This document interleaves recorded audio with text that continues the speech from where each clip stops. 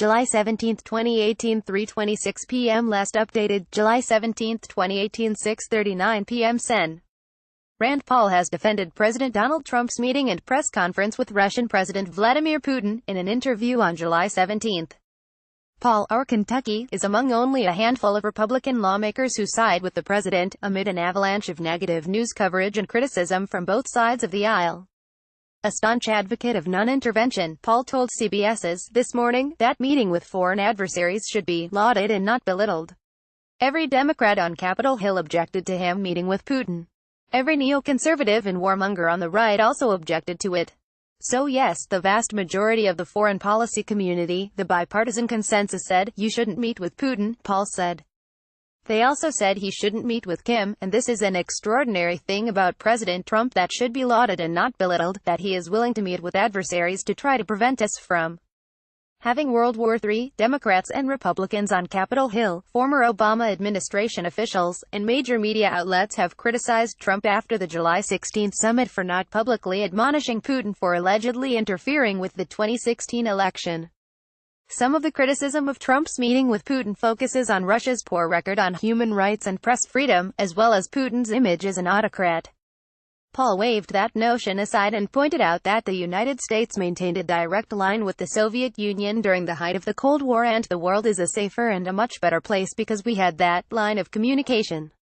We have to deal with the world as it is, not as we wish it to be. If we are only going to talk to people who have perfect constitutional republics, we are going to have a very small audience and we are going to have a lot of potential conflict with no outlet for diplomacy. Paul said, I think the president did a good thing by meeting with Putin, and I think it's a mistake for people to try to turn this into a partisan escapade. At the summit with Putin, Trump said that he had great confidence in his intelligence people, but that Putin was extremely strong and powerful in his denial.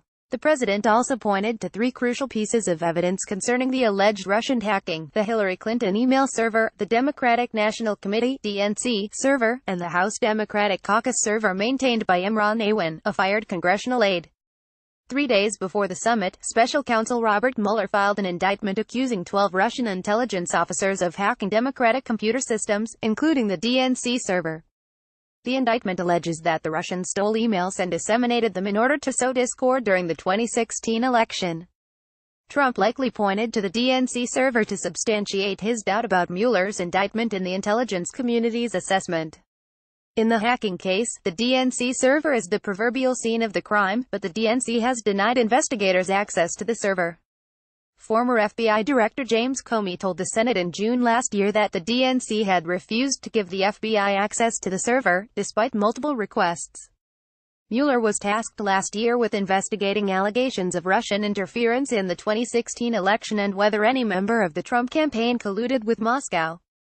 To date, Mueller has produced no evidence or indictments related to collusion.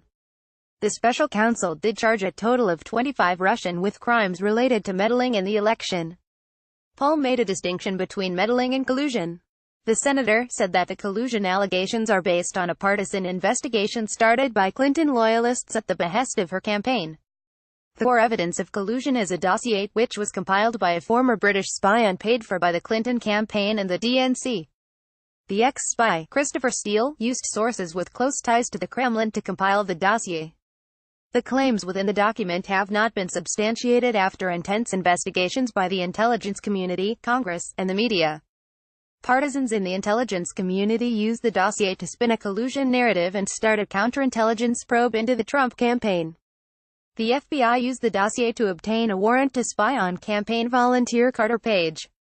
Several officials involved in applying for the warrant have been referred for criminal investigation. There is a legitimate aspect and a partisan aspect.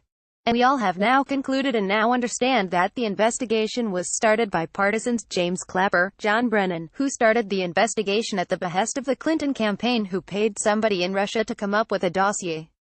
Paul said, so really it's funny that we keep talking about Trump and Russia when in fact the only person actually known to pay Russian agents was Hillary Clinton, who paid a British spy who then paid British agents for concocted dirt on Trump. Paul was among a handful of Republicans to defend Trump on the heels of the summit. Sen. Ron Johnson, R. Weiss, Sen. John Cornyn, R. Texas, and Senator John Barrasso, R. WYO, also supported the president. A group of Republican senators visited Russia on July 4. Paul is also planning a trip to foster cultural exchange and promote more visits by lawmakers to Russia. Share tweet, share email.